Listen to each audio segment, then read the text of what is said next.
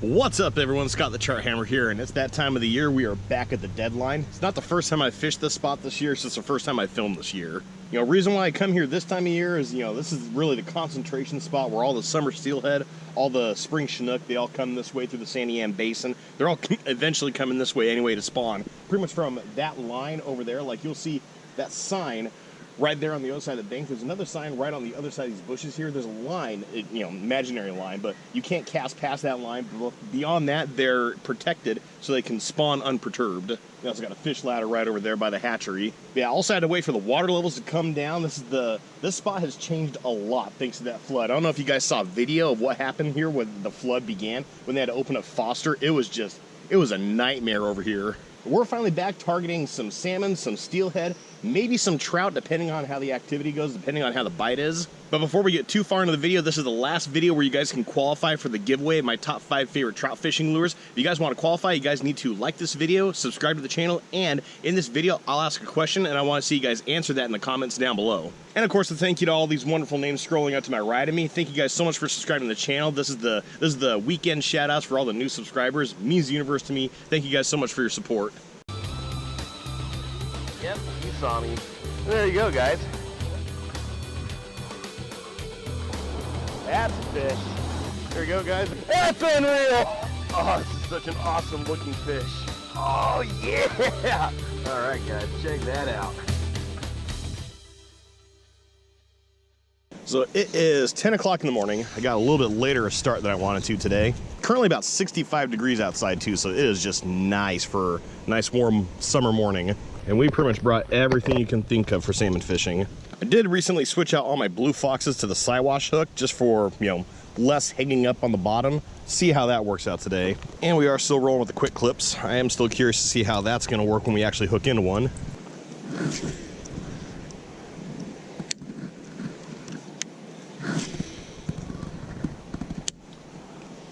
Well, I've been here 5 minutes and I've already seen 3 trout jump. Oh, guy on the other side of the bank's hooked up. It's either a trout or a really small steelhead. I'm gonna switch to shrimp. You guys bring bait with you when you're salmon steelhead fishing. It's a really good idea to keep it as cold as possible while you're fishing. So it's good to bring an ice chest, a little bit of ice, also handy to, keep your water cold, whatever you bring with you. So I'm gonna rig this thing up, stabbing through the meaty part of the tail first, going into the head of the shrimp.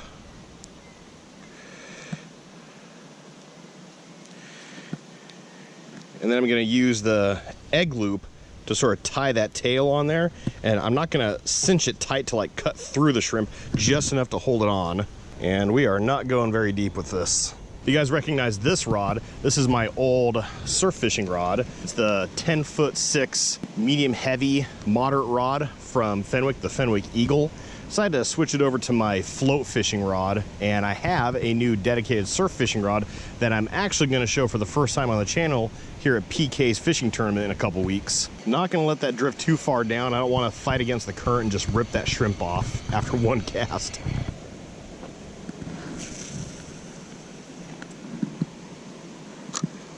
Yeah, we can go deeper than that. Drop it down about a foot.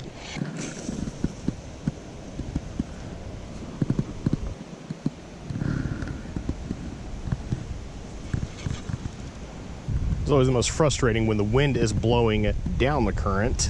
It's keeping your line ahead of your bobber, and you want to mend it to keep it behind the bobber.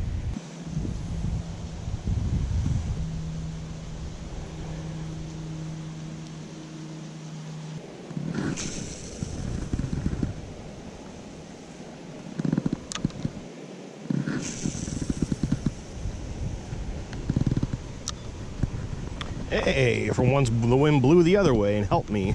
So normally when you're fishing a drip float, you want to keep your rod tip up because it'll help you mend your line. But there are times where the wind is just going to be your enemy. When that happens, just drop your rod tip down, wait for the wind to die down, and then slowly bring it back up. Now, I did say in my last video that I'm trying to go back to something I did when I started this channel, is trying to specifically target fish and teach how to specifically target fish.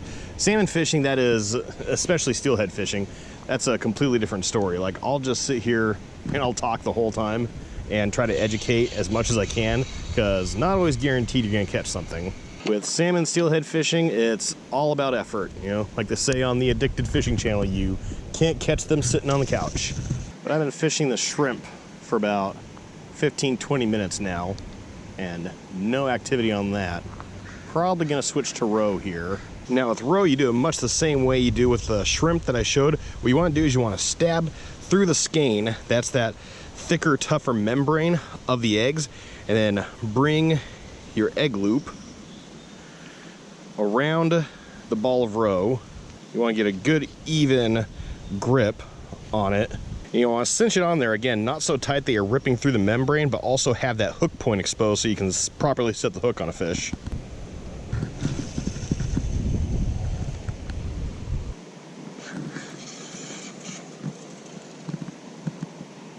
I actually don't know if that was a fish.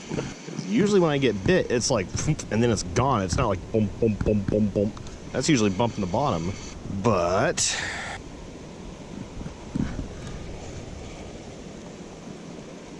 all right, at this point, I'm sure there's a bunch of trout right in that part of the run that are just waiting for this to come through, and they're stealing my roe. Oh, that, but I think this was a bad batch of roe. It's not holding together very well.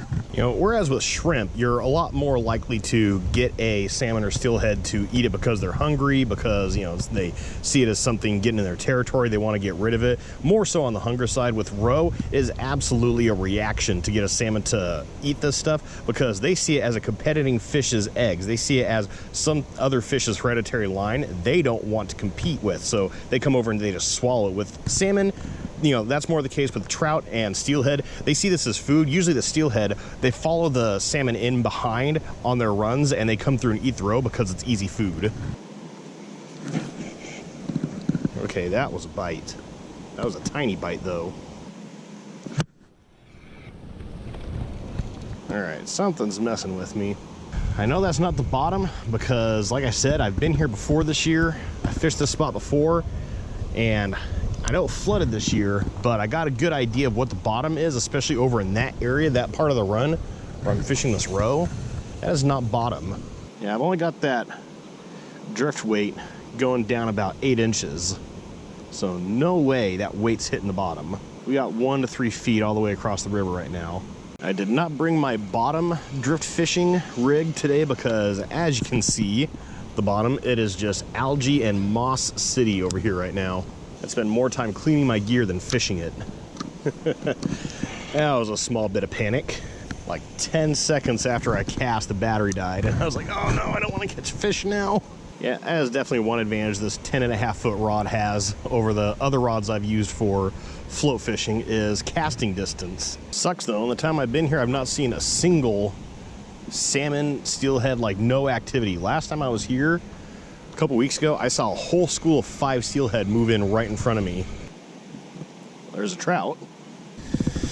Well, let's try a jig. Well, been here for a few hours now and haven't seen any real salmon steelhead activity. Haven't had a bite. I'm gonna switch to this. Just got done talking with my friend Justin, who owns Jay's Jigs. This is one of the jigs he made. Told me to switch to this color pattern, so let's give this here a try.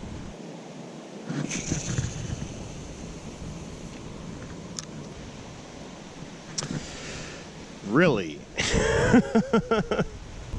Oh, okay, I just saw something flash right under my bobber. I don't know if something went for it and missed or turned away last second, I don't know. But it was bright. It was as chrome as it gets. I'll tell you what, guys, it has been so frustrating, not only still having never hooked a steelhead, as far as I know, never hooked a steelhead despite all the effort I put into it, but all the effort I put in the last year and not hooking into a salmon. That's how bad the run was, and just not being in the right place, right time, whatever you want to call it. But I mean, all from spring to summer to fall to winter, I put in a ton of effort last year and didn't hook a single fish. It's enough to drive me nuts. Probably going to do that even more so this year, having, for the first time in my life, dedicated salmon steelhead gear. If I don't catch a fish, I don't know what I'm gonna do. I've done real well for the last couple of years, but just this last year has just been nothing. I don't want to just sit here and keep comparing every year to 2016. And if it's not as good as 2016, then the year sucked, but 2016 was just amazing. Tell you one thing I absolutely cannot complain about is this nice, dry, warm weather. I swear I was made for this time of year. Well, I just saw my first activity of a big fish down over in the area you can't fish. Okay, nope. Something just curled in behind my jig. It's a darker fish though. I'm gonna stick to this hole over here where I saw that fish in. Probably not gonna be here much longer. Man, with all the trout activity I've seen over here, I'm surprised I haven't had a trout on the line yet. Yeah, I'm thinking this is the last cast.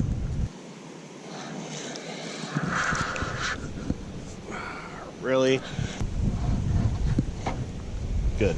Of course, only after I say last cast. So yeah, that did not go anywhere near good. Saw guys on the other bank were catching trout, pretty good sized trout, but I didn't see anyone hook into a salmon, anyone hook into a steelhead. I only saw like minimal activity while I was out here, which is strange. Now I do follow some people that are guides that are out on the water a lot that say the run hasn't materialized like everyone thought it was going to, but I also know some people that have been out and just getting fish almost every single day or at least multiple times a week. I don't know, maybe I've just contracted some sort of skunk that I gotta get off. Could definitely use someone who knows what they're doing to come out with me this year. Yeah, because like I said, I've done well salmon steelhead fishing, well at least salmon fishing. I've done really well the last couple of years, but just in the last year, it's just been awful. It's just been all effort, no payoff. But you absolutely got to put in that effort, which is definitely worth showing. So I hope you guys were at least entertained. I hope you guys learned something through this video. I mean, it's like this when you go salmon steelhead fishing. You don't catch them every single time. I don't care what you say. In fact, sound off down below in the comments. Let me know what is the most effort you guys have put in for even just one fish. How many trips it took, how many hours fishing. What's the longest time it took to land that one fish? The amount of times heading out to the river and just getting frustrated. So that's the question that will qualify you guys for the giveaway. So like I said, if you guys want to qualify for the giveaway, you guys need to like this video, subscribe to the channel, and answer the question I just asked down in the comments down below.